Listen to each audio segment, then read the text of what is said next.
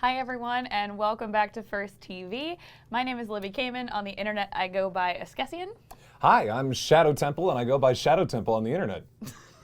Welcome.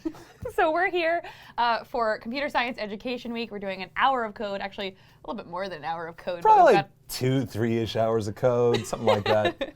We've got a bunch of cool computer science activities to do here on the channel. We're going to be doing activities for all age groups, right? So anybody from, we're going to talk about pre-K all the way through 12th grade. Yeah, and I think that's a really kind of an important aspect of dealing with this Computer Science Education Week, is that I think a lot of people, as they think about like programming, coding, things of that nature, just thinking about like, it seems like such a world of, oh, high schoolers should be involved with this, college should be involved with this, professionals in their basement should be involved with this. But this is really something that, especially moving towards the future, everyone's going to need to know. Yeah. At least, if not, entirely how to build a server from beginning to end.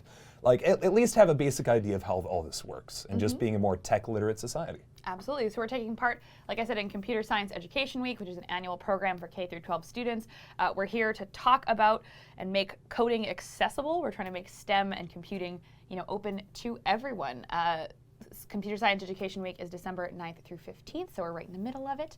And we're trying to just sort of bring awareness to how awesome it can be to get involved in coding and computer science. Yeah, and that's one big push of it, of course, is to try to cover literally K through 12, even a little bit of pre-K as well, as we're going to talk about a little bit today. It doesn't necessarily have to be this kind of sequestered space where you have to have the tech in your space, you have to have some special thing sitting in your classroom to really make this work. There's a lot of great tools and opportunities that we're going to talk about today that allow kids, even as young as 4, working on these basic ideas to try to build themselves up from there. For sure. And it's just, it's a really important space that schools aren't really covering a whole ton yet. Only about 45% of schools in the US cover any sort of computer science at all. And so a big part of this week is to try to push that a little bit further ahead.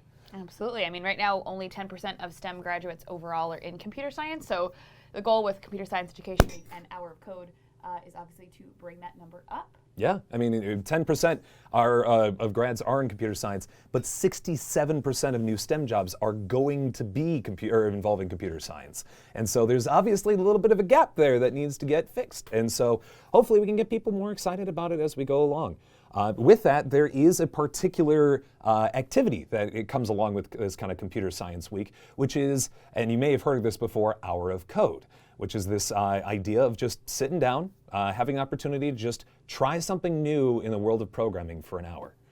And yeah, I mean, that's why we're doing is if you can take 1 hour out of your day this week to sort of try something involved in coding or computer science, then maybe we'll all sort of take another step forward in sort of that respect and appreciation for engineering and specifically computer science. Hour of Code has been this worldwide effort to sort of bring people together and demystify code and show you that anyone can learn the basics. I know I'm definitely sort of a basic level programmer, if that, right? I do a lot in first. I'm an alum myself. I'm a mentor, but I focus a lot on build and strategy. So programming is one of those things that I love to learn, but is not something I'm, doing a ton of. So I'm pretty excited that we're going to jump into activities, and I'm glad we're starting with the one, where you can be in 4th grade and do it, because I need to learn, and I probably need to start from the beginning. So we're going to have a lot of fun. I think participating in Hour of Code lets students and teachers take part in some sort of bit of computer science, whether it's, again, from the very, very beginning or a more advanced level for older students, in a really relevant and sort of classroom engaging way. So that's what we're here to talk about. Yeah, and I really believe in this thing too, because my background is actually in computer science, computer engineering, right. But I didn't really get into it until I was in college. Like, I didn't have a lot of those opportunities going up into high school. When I was on a first team, I was also focusing on the mechanical and just kind of logistical side of the team. And I knew I wanted to work with computers. I knew I wanted to kind of breach that world, but I didn't really have a whole lot of experience prior to that. The schools that I went to, even though they were great, didn't necessarily have a lot of that experience. And so I think it's great that a lot of schools are trying to work with programs like this in order to make this sort of thing happen. Yeah, I'm excited because we've got a ton of Hour of Code resources that you can take part in. If you go to firstinspires.org/hour of code, there's also some links in the chat and down below. We've got resources, and then sort of globally, Hour of Code have tons of activities that you can use now in your 1 hour, or well beyond that. I think it's a hopefully for us, but definitely for kids out there, it's a great springboard to be able to learn and open a new door to something pretty exciting. And I think that's why it's a perfect fit, right, to be something that we do here at First. I was to say, yeah. First is all about making robotics accessible and inclusive to young people. So I think it's a pretty good combo. We've got First robots, and we've got our Hour of Code activities. I mean, the old phrase of like First is a sport that anyone can go pro in, right? Absolutely. And so by having that opportunity for anyone, just anyone who's willing to give it a shot to try to get themselves in there and just learn as they go, is a really big part of First, and a big part of really what it comes down to, the whole spirit of Computer Science Week. Yeah, so. For those of you watching at home, if you don't know what First is, First for Inspiration and Recognition of Science Technology. It's a global robotics community. We've got everybody from pre-K all the way through 12th grade, and of course opportunities to mentor and volunteer for the grown-up kids around the community. And so the whole point of First is to be able to inspire others and change culture and drive people towards STEM and STEM education. So we're making sure that we can give more students better access to STEM programs, trying to diversify the STEM workforce in the future. So it's really perfect.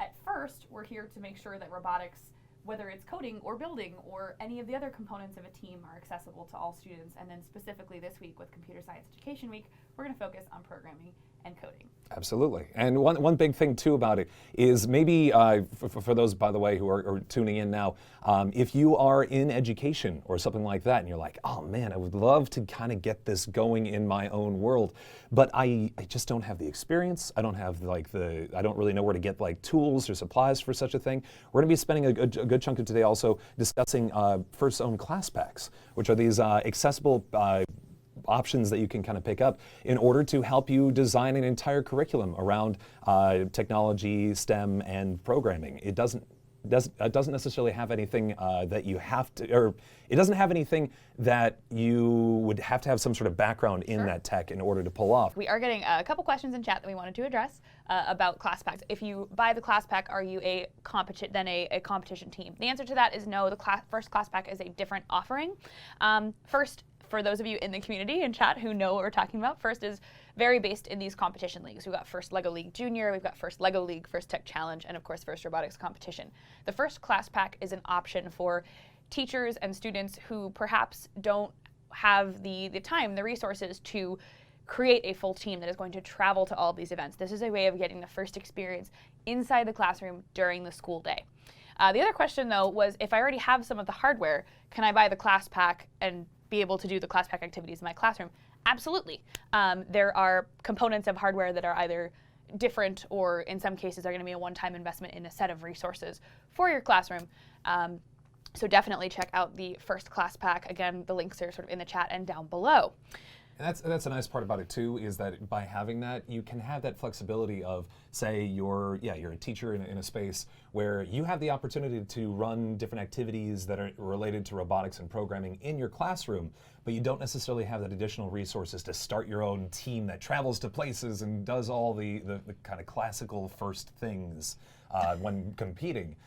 You still have that opportunity to have a well-rounded and complete program and experience to share with your kids, which is, I think, a really important and nice aspect, to have that kind of flexibility where you're like, oh, I got into this thing, but I now have to I have to go to Houston all of a sudden or something like that. Yeah, I'm a lead mentor for a team myself, and it's a lot. It takes a lot out of you, and I love the idea that First has these abilities now to, from again pre-K all the way through high school, bring that first experience inside the classroom for a team or a school that wants to commit and wants to get it sort of this, dip their toe into the world of First, and be able to open that up. I mean, no matter what the program, whether it's through a class pack or as a competition team, First is, the whole point is to introduce students to coding and engineering in an environment where they can work together. They're going to collaborate, they're going to get their 21st century skills, right? We're thinking about innovative thinking and teamwork, and whether you're on a competition team or you're working in a class pack environment, I think you're getting that same value out of First. Again, you're connecting your students with science technology in a way that benefits them, right? And so it's sort of up to each individual teacher, student, mentor that wants to be involved.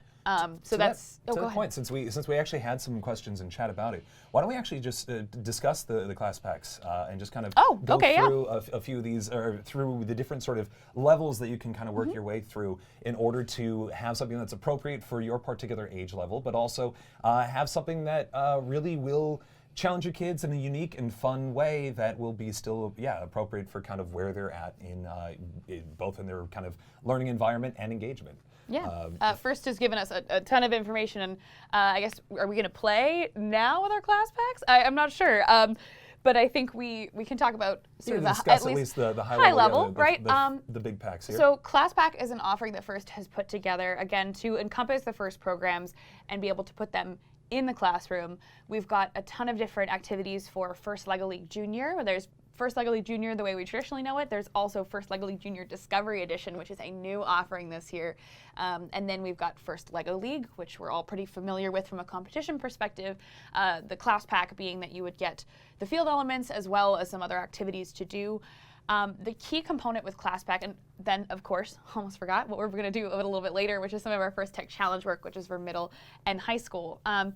The great thing about First Class Packs is that you've got this sort of bundle of, there's some stuff for the teacher, there's resources, there's engineering notebooks for the students.